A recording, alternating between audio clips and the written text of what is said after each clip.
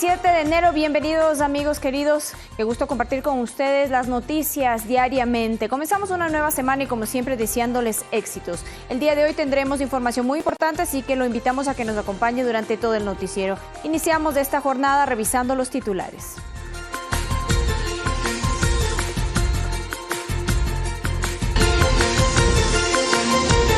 El Ministerio de Salud Pública informó anoche que se encontró un caso sospechoso de coronavirus en Ecuador.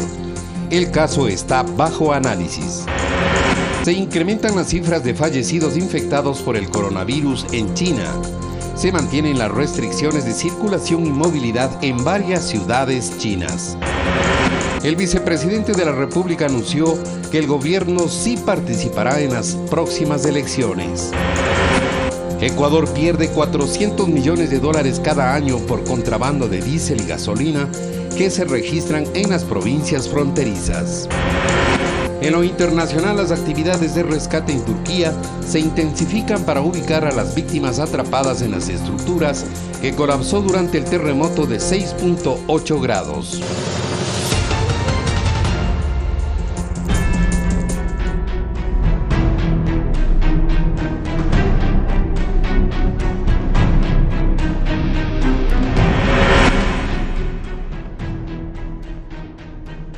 El Ministerio de Salud Pública informó anoche que se encontró un caso sospechoso de coronavirus en Ecuador.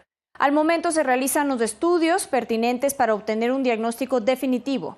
El ministerio destaca que se trata de un ciudadano de nacionalidad china de 49 años de edad. Esta persona es residente de Fujian, China, y que viajó desde Hong Kong con destino a Quito.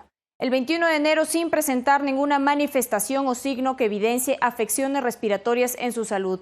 El comunicado del ministerio añade que días después el ciudadano de nacionalidad china presentó síntomas como tos, flema, temperatura de 39 grados, dolor torácico y signos de insuficiencia renal y respiratoria grave.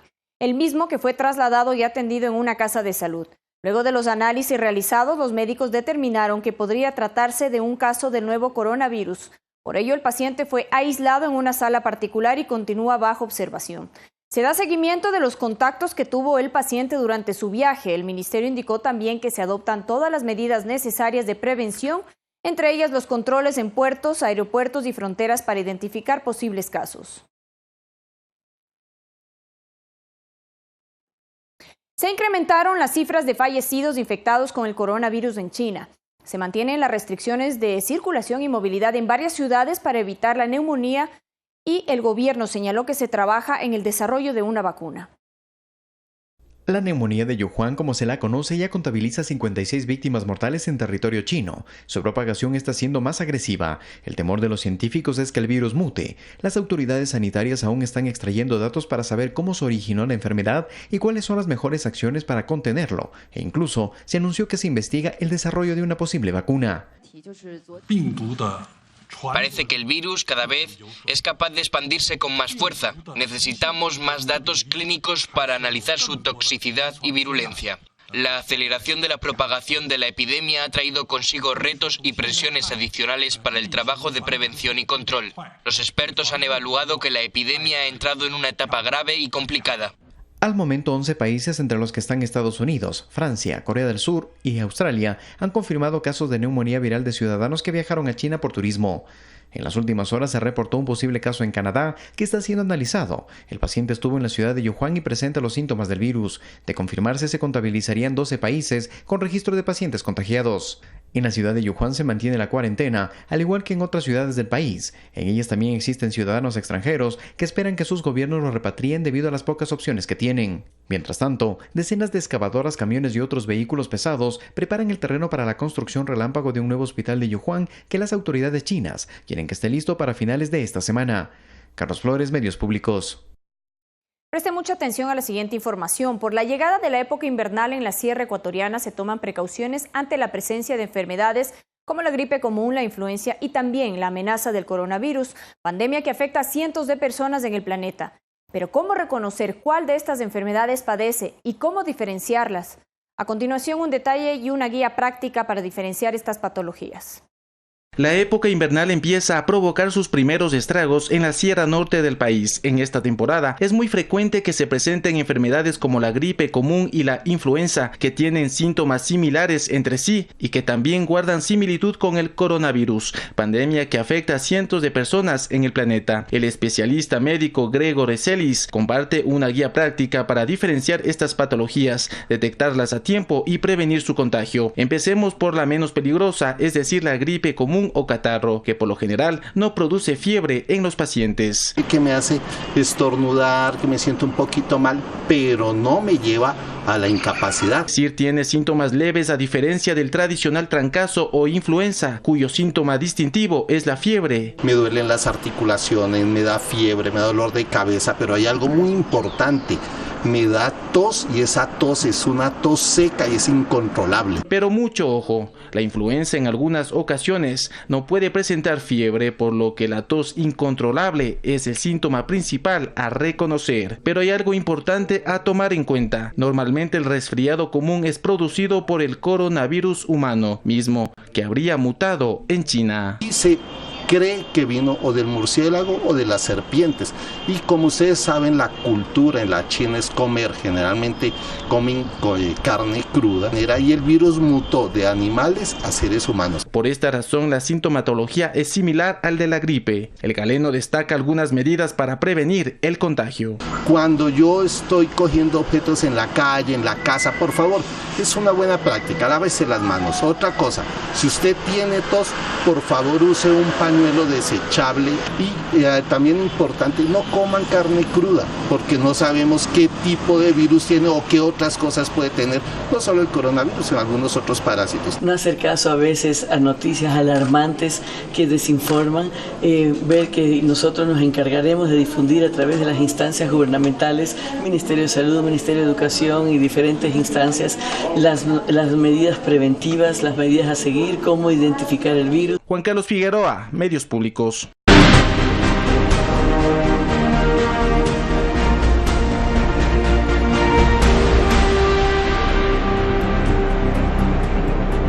Varias reuniones de alto nivel mantuvo el presidente de la República, Lenín Moreno, en Suiza, donde el mandatario participó del Foro Económico Mundial. Se destacan encuentros con el titular del FMI, del BID, como con el representante de la FIFA. A continuación, un resumen de la agenda de actividades que el jefe de Estado cumplió en ese país. Durante su permanencia en Davos, Suiza, el primer mandatario, Lenín Moreno, tuvo una intensa agenda. Conversó con la directora del Fondo Monetario Internacional, Kristalina Georgieva, con quien habló de finanzas públicas sostenibles, encaminadas en beneficio de los grupos más vulnerables, una prioridad del gobierno. Hablamos sobre la importancia de prestar gran atención a los aspectos sociales del programa para asegurarnos que las personas más vulnerables estén protegidas y así avanzar de forma que la economía de Ecuador sea más competitiva. Además, se revisó la agenda que el multilateral de crédito tiene con Ecuador, en la que se destacaron avances, así lo dio a conocer el ministro Richard Martínez. Para garantizar que podamos entregar sostenibilidad a las finanzas públicas. Ha habido una reunión muy productiva. El primer mandatario también se reunió con Keith Krach, subsecretario de Crecimiento Económico, Energía y Medio Ambiente de los Estados Unidos. En este espacio se trató de la cooperación bilateral. Así también se reunió con el presidente del Banco Interamericano de Desarrollo, BID, Luis Alberto Moreno, multilateral que entregó recursos para la emisión de un bono social soberano por $400 millones para impulsar la construcción de vivienda social. Ecuador pasó de ser hace muchos años un país que no era de los grandes tomadores de crédito del BID, hoy en día está en los primeros 5, eso demuestra que los inversores le están apostando al Ecuador. La participación de Ecuador en el Foro Mundial también fue destacada por Alicia Bárcena, secretaria ejecutiva de la Comisión Económica para América Latina y el Caribe, quien resaltó el trabajo del gobierno ecuatoriano en un aspecto primordial como es la vivienda. Me alegro que el Banco Interamericano esté apoyando a Ecuador, porque el detonar un apoyo en el tema de vivienda hace que se encadenen otros sectores, el sector de la construcción, los materiales.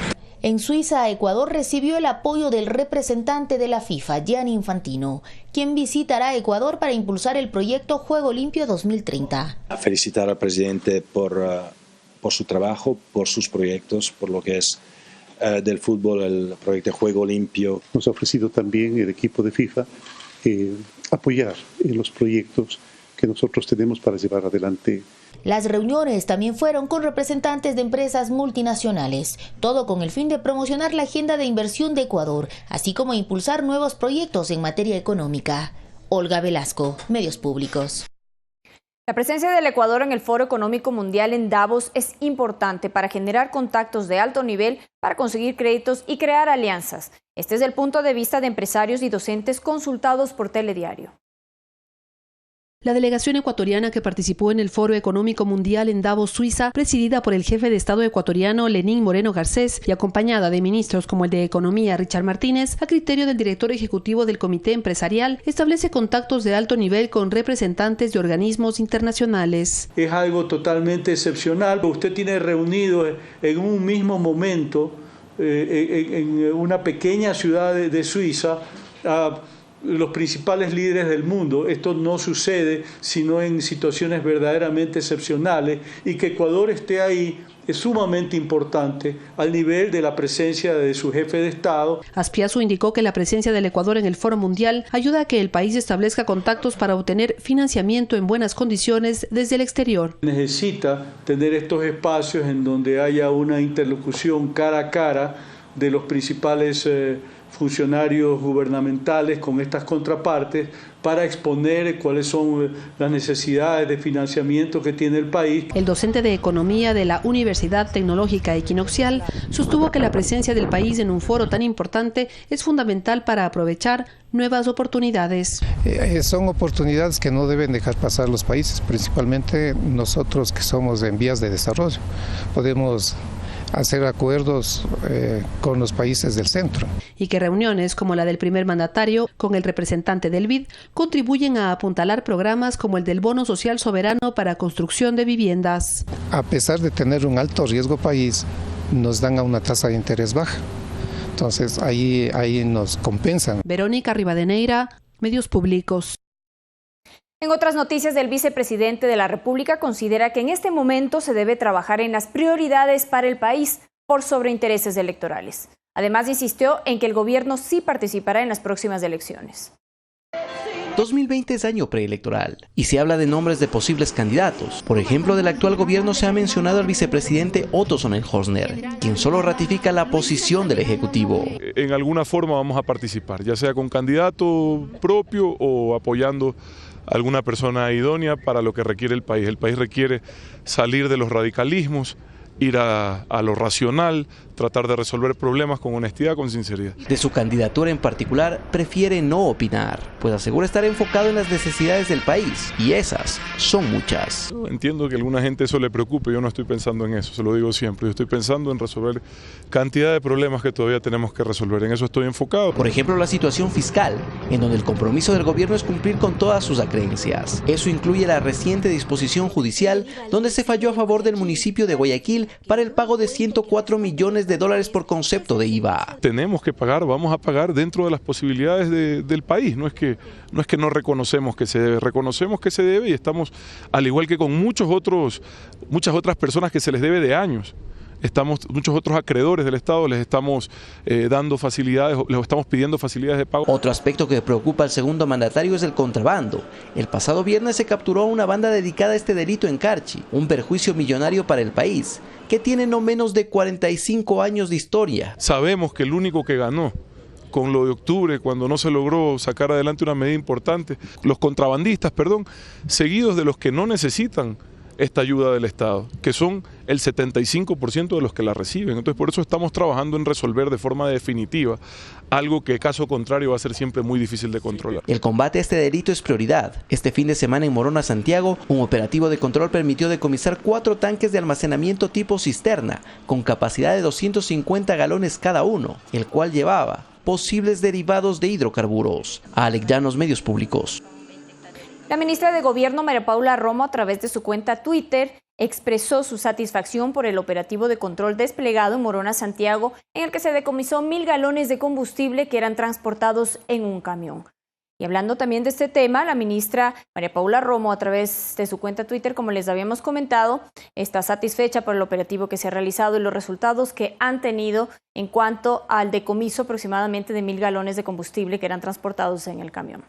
Continuamos con las noticias en Telediario, son las 6:15 de la mañana y contarles que Ecuador pierde $400 millones cada año por contrabando de diésel y gasolina que se registra en las provincias fronterizas. Esta práctica corrupta genera graves afectaciones a la economía del país.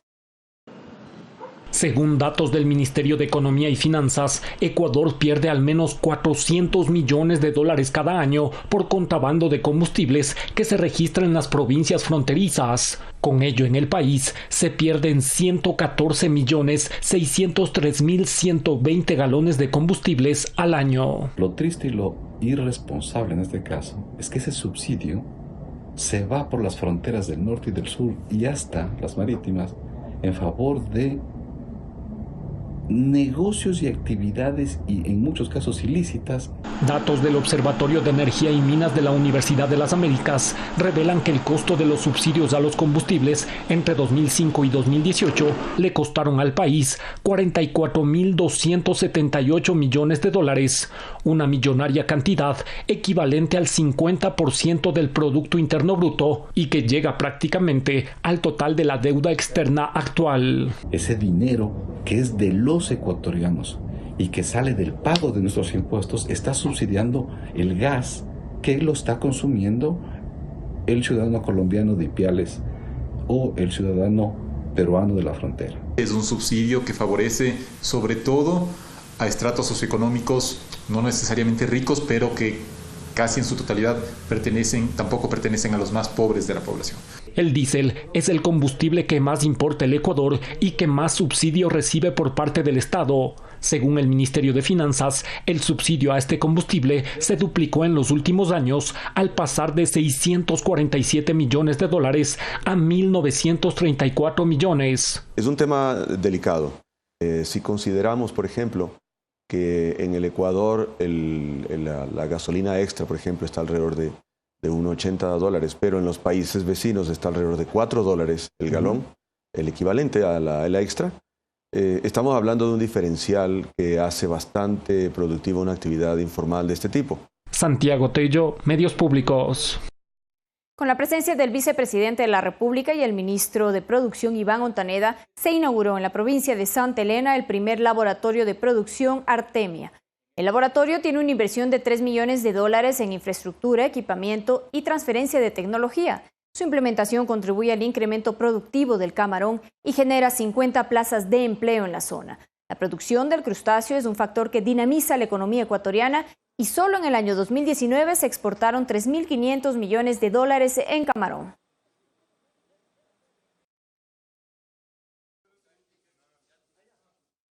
En otros temas, la presidenta del Consejo Nacional Electoral, Diana Tamaint, dijo que el organismo trabaja ya en la detección de infracciones electorales. La primera encontrada es en la campaña anticipada del candidato por Creo, Guillermo Lasso.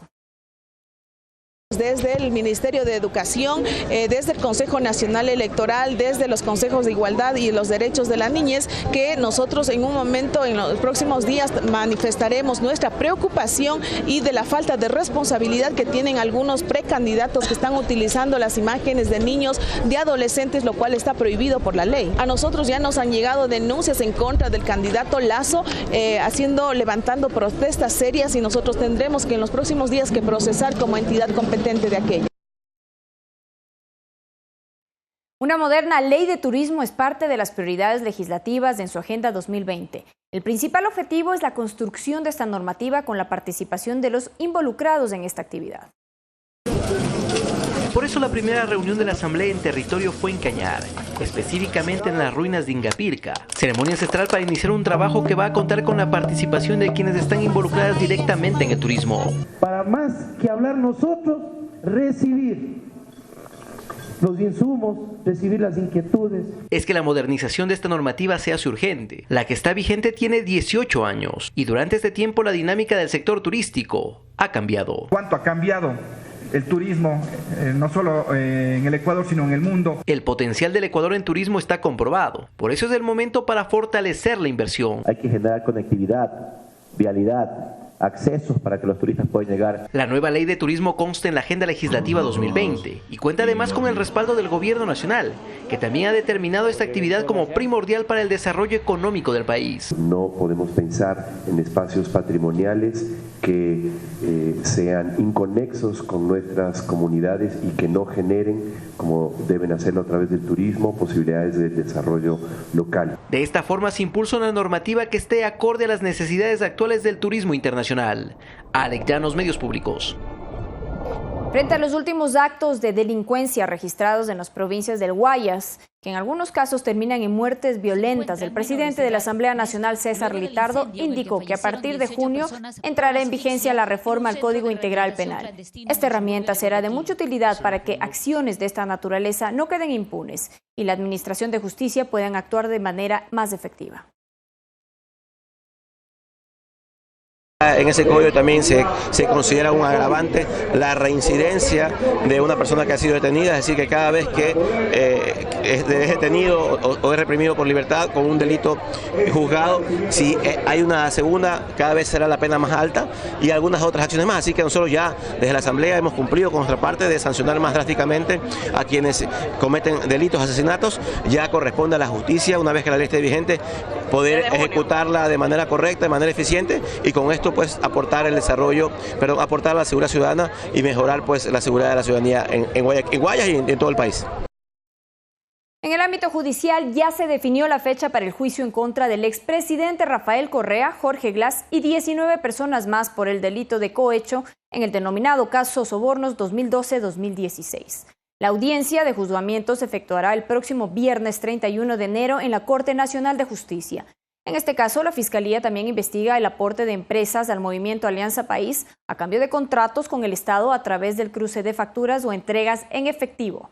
El monto del perjuicio supera los $7 millones y entre los procesados están los representantes de 10 empresas vinculadas con el anterior gobierno.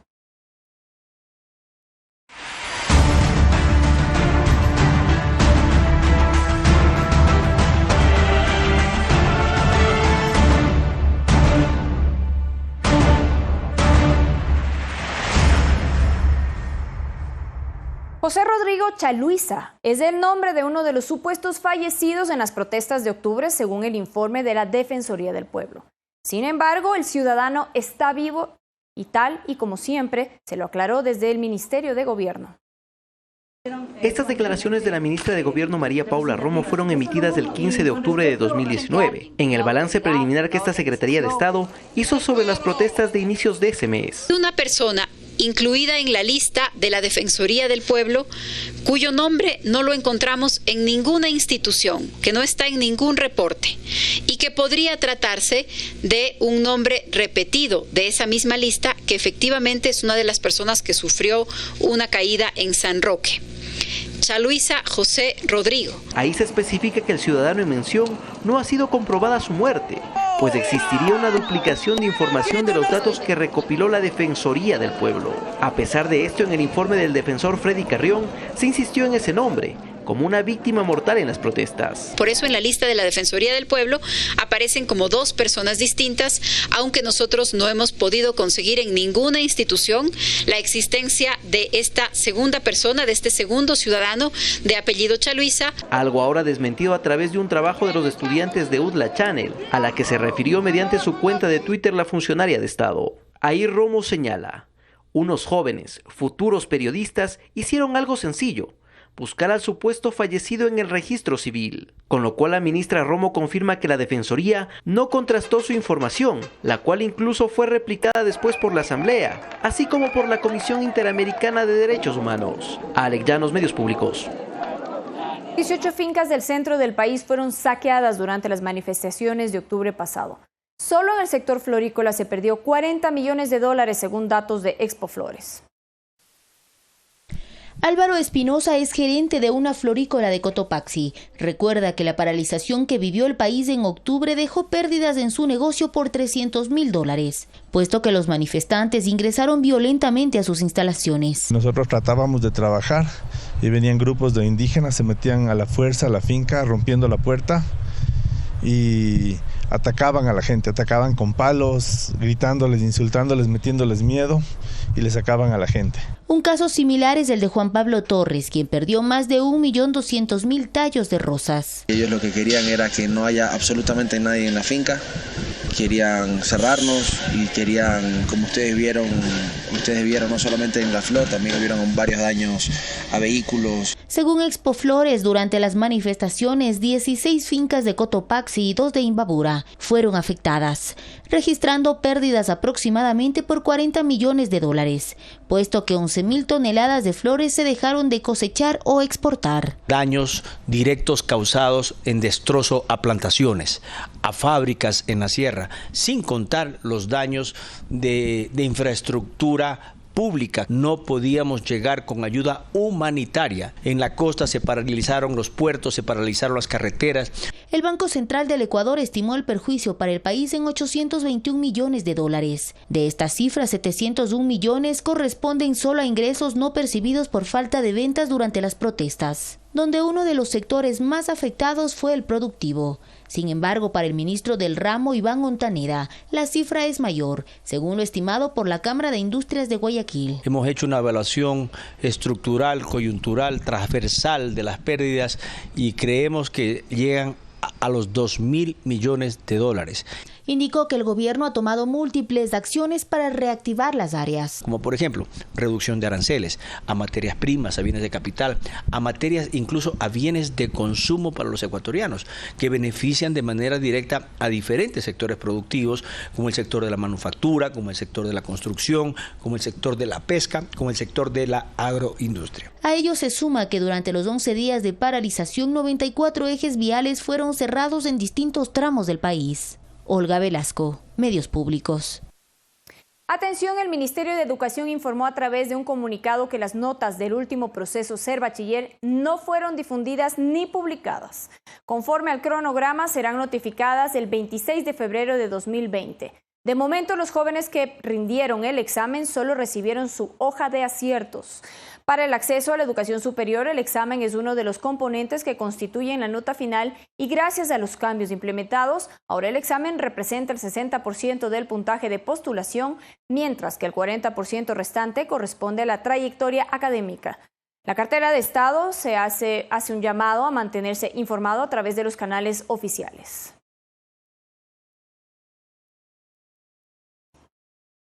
Y frente a varias publicaciones de distintos medios de comunicación y declaraciones de ciertos actores políticos de que un estudiante se habría suicidado por no alcanzar el puntaje necesario en el examen Ser Bachiller, un amigo cercano de la familia de la joven difundió un video en el que desmiente tal versión. El motivo del presente video es para desmentir lo que está circulando en redes sociales y en varios medios de comunicación. Mi nombre es Josué Robalino, soy alguien que fue allegado a Evelyn y a sus familiares. Y no me parece justo, y ni siquiera lo es para la familia de Evelyn, que los medios de comunicación se tomen el nombre de ella y varios políticos y utilicen este terrible suceso para generar, ¿qué?, sus plataformas políticas. Que ella se suicidó porque no pudo alcanzar un puntaje para la universidad, lo cual no es así. Esa no fue la causa. Las causas fueron otras, las cuales no me corresponde decirles, pero quiero pedirles, por favor, dejen de difundir esa noticia. ¿Con qué derecho se toman el nombre de ella y de su familia? Por favor, respeten el dolor ajeno, respeten el luto.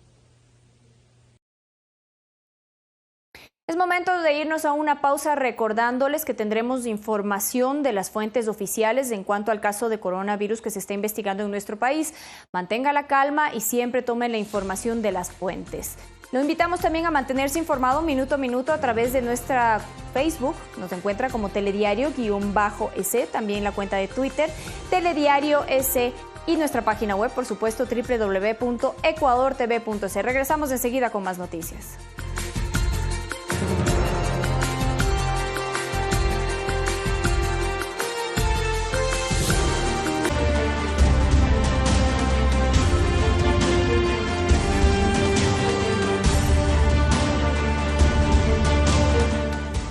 Ecuador conmemoró 25 años de la victoria en el conflicto armado del Cenepa con una ceremonia militar en donde las Fuerzas Armadas recordaron que solo la unidad de todo el pueblo permitió lograr la anhelada paz con el Perú, que se firmó 3 años después.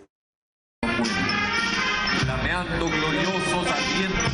Fue una ceremonia simbólica y representativa. El estadio de la Escuela Militar Eloy Alfaro abrió sus puertas para, junto a la ciudadanía, conmemorar esta gesta histórica que terminó con la obtención de la paz. La guerra del CENEPA ganada por las Fuerzas Armadas ecuatorianas marcó una nueva etapa para el país. De estas jornadas bélicas han transcurrido 25 años. El respeto a una institución no solo se basa en las normas vigentes, sino que está construido sobre las historias como la que estamos contando hoy, que nos muestran el sacrificio y nos obligan a sentirnos orgullosos. Fueron días duros, dolorosos, pero que también dejaron un Ecuador unido, donde una carta que llegaba a los destacamentos para recordar ese respaldo era el mejor aliciente. Y en donde las nuevas generaciones tendrán su ejemplo valeroso y honrado. Gente que no era orgánica de la unidad y que por patriotismo y que con su corazón de ecuatorianos fueron a participar conmigo en el CENEPA. Varios de los combatientes estuvieron en el evento desfilando y acompañando a los heraldos que representaron a aquellos soldados que en primera línea ofrendaron su vida.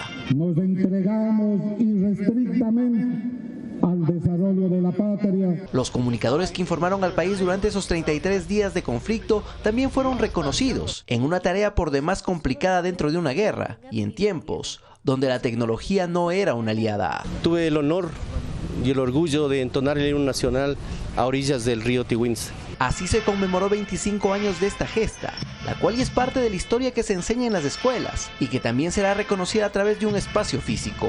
La Plaza de los Héroes Nacionales será construida en Quito para que nadie olvide a quienes nos devolvieron la paz. Alex Llanos, Medios Públicos.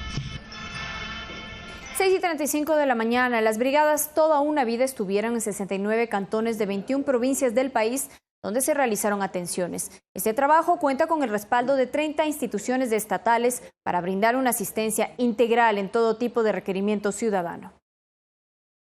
El trabajo de los brigadistas del Plan Toda una Vida se multiplica. Solo del 20 al 25 de enero se realizaron 35.000 atenciones ciudadanas, acercando todo tipo de servicios, pues el programa gubernamental cuenta con el respaldo de 30 instituciones del Estado. Solo en estos 6 días se recorrieron 69 cantones de 21 provincias del país, en donde la atención es integral. En Napo, por ejemplo, se entregaron títulos de propiedad de terrenos a 17 familias. En Río Verde, Esmeraldas, en cambio, se facilitaron 35 créditos inclusivos y 118 libros como parte del programa Libro Libre. El respaldo a los emprendedores también es una costumbre de los brigadistas. Es así que en Santa Elena, Ban Ecuador entregó $63.000 para que pescadores y artesanos potencien sus negocios. El recorrido continúa. Alex Llanos, Medios Públicos.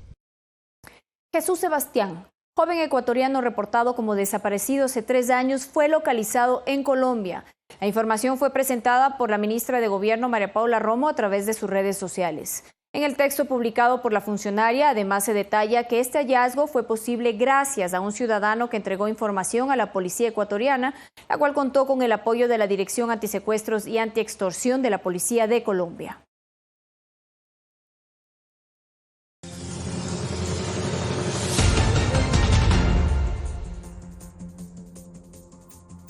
En las noticias internacionales, las actividades de rescate en Turquía se intensifican para ubicar a las víctimas atrapadas en las estructuras que colapsaron durante el terremoto de 6.8 grados registrado el viernes. Hasta el momento, la cifra de víctimas mortales es de 35.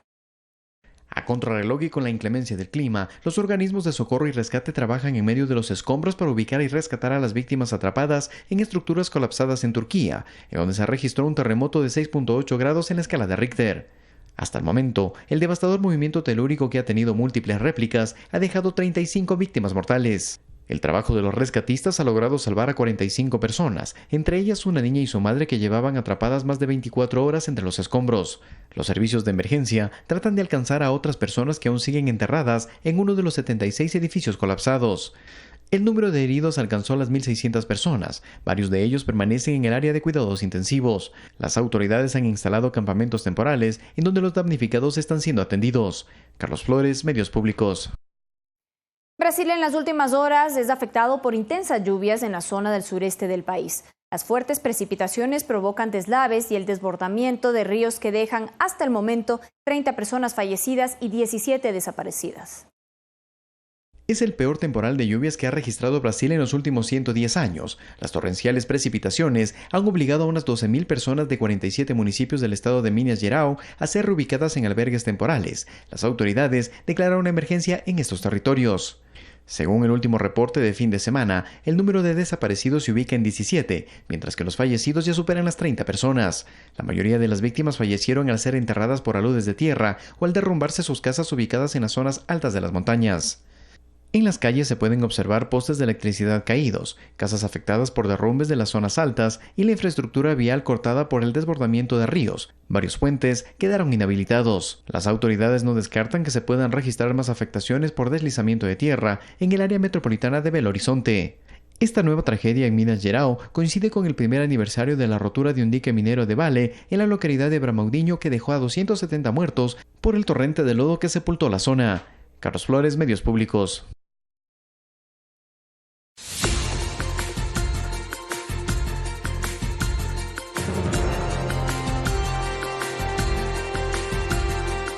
Regresamos con la información en Telediario. Gracias por seguir junto a nosotros. Vamos a irnos con nuestro compañero Javier Ceballos, quien se encuentra en ASONIC, que es la Asociación Ecuatoriana de Padres de Niños y Niñas, Adolescentes también, con cáncer, para conocer cuál es la actividad que realiza esta institución.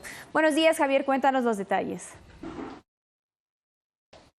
Hola Carla, ¿qué tal? Un gusto saludarte y compartir contigo esta semana de trabajo y un gusto también estar frente a sus pantallas compartiendo esta emisión informativa con nuestros amigos televidentes de Telediario. Estamos acá justamente, amigos televidentes de todo el país, para apelar a su solidaridad, a su buen corazón. Nos acoge a esta hora de la mañana la Asociación de Padres de Familia, de Niños, Niñas y Adolescentes que padecen cáncer. Estamos en ASONIC. Justamente esta institución ha emprendido ya una campaña de solidaridad, haciendo un llamado para todas las personas, para todas las instituciones que quieran apoyar a esta asociación, brindando justamente el respaldo en cuanto a insumos, alimentos, a víveres, a diferentes donativos que ustedes buenamente puedan colaborar para que ASONIC pueda apoyar a los padres de familia que vienen desde distintas provincias del país con sus pequeños, con sus jóvenes, acá hasta Quito, para realizarles su tratamiento contra el cáncer. Carmen Gutiérrez está con nosotros, ella es presidenta de ASONIC y nos va a contar brevemente nada más. Posteriormente estaremos en un nuevo enlace de qué se trata esta campaña, hasta cuándo se extiende esta campaña. Doña Carmen, muy buenos días, bienvenida a Telediario. Buenos días, muchas gracias. Esta es una campaña que se va a iniciar el 14 de febrero. Vamos a salir a las calles para hacer una recaudación. Nuestro objetivo en esta recaudación es tratar de conseguir fondos para lograr comprar un terreno, porque queremos construir. El arriendo que nosotros pagamos es bastante alto y pues necesitamos que en vez de pagar un arriendo tengamos una casa donde no tengamos ya que pagar el arriendo y pues tengamos algo propio para que los chicos y sus padres puedan estar aquí cuando vienen a sus tratamientos. Precisar, doña Carmita, que los padres de familia que llegan justamente acá a este albergue no pagan nada. La atención es gratuita, digamos así, ¿no? Sí, es totalmente gratuita, porque un tratamiento oncológico dura desde 1 año hasta 5 años. Y luego de eso tienen que seguir viniendo por 5 años más después del tratamiento hasta que les den el alta definitiva.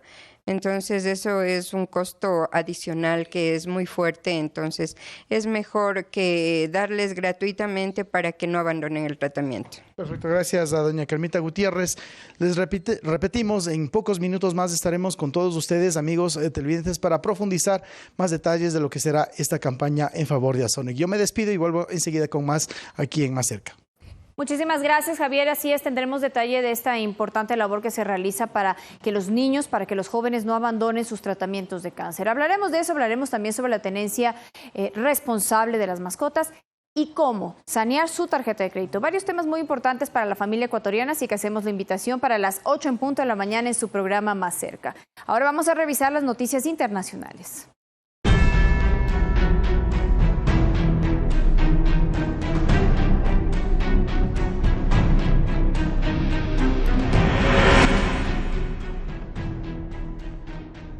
China China endureció las medidas y restricciones para detener la epidemia de neumonía viral que ha causado más de 5 decenas de muertos y casi 2.000 contagios. En tanto, Estados Unidos y Francia y otros países se preparan para evacuar a sus ciudadanos de Wuhan, la ciudad en donde comenzó esta enfermedad. El coronavirus continúa su rápida expansión por China. Las víctimas mortales ya suman 80 y los infectados a 2.762, casi 800 más que 24 horas antes. Por ello, las autoridades que ya han alertado de que la capacidad de infección del virus se está reforzando, han reconocido que uno de los puntos débiles del control son las extensas áreas rurales, a las que han regresado millones de emigrantes de zonas urbanas durante los festejos del Año Nuevo Lunar. Las universidades, institutos, colegios y guarderías de todo el país postergan la apertura del semestre de primavera hasta nuevo aviso. Además, las autoridades detallaron que aquellos trabajadores que no han podido tomarse vacaciones debido a las medidas de prevención y control del brote podrán hacerlo en una fecha posterior. Estas son parte de las medidas tomadas para la propagación de la enfermedad. Se estima que el brote viral ya está presente en al menos 12 países.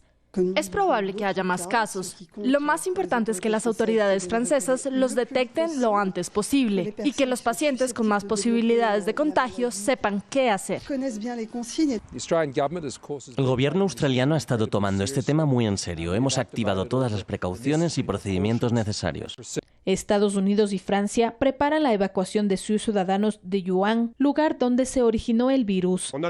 Al llegar aquí había unos cuantos médicos. Pienso que controlan la temperatura y si tenemos algún problema en ese caso se les puede ir a ver, pero no existen controles específicos. Así que si soy quizás portador del virus y susceptible de contagiaros, no tengo ni idea.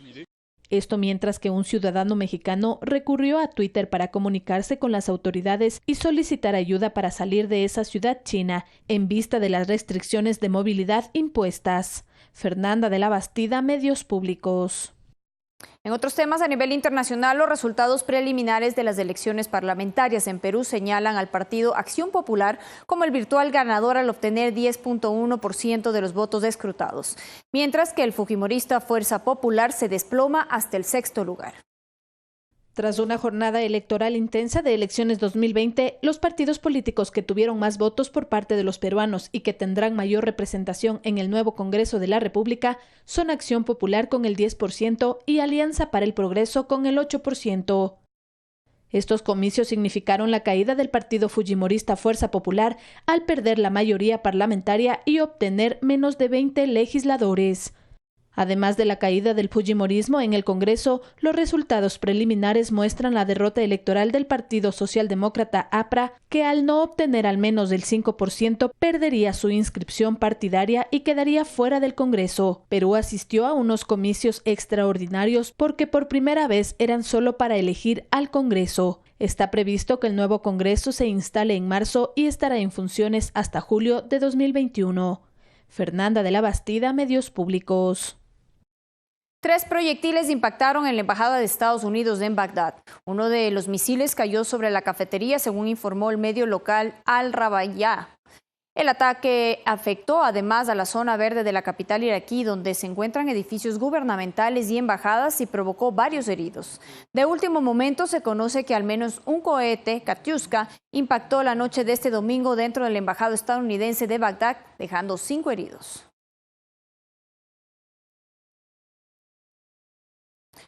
Un avión perteneciente a la aerolínea iraní Caspian Airlines sufrió un accidente en la ciudad de Mashanwar, ubicada en el suroccidente de Irán.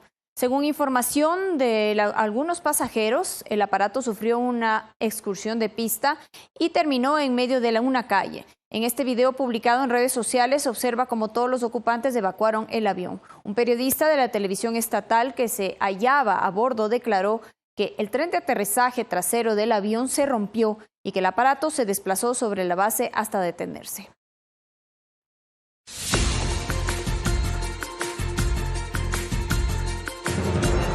Gracias por acompañarnos de este día lunes en la primera emisión de Telediario. Le invitamos a compartir con nosotros el programa Más Cerca, que viene enseguida por la señal de Ecuador TV. Que tengan un excelente día.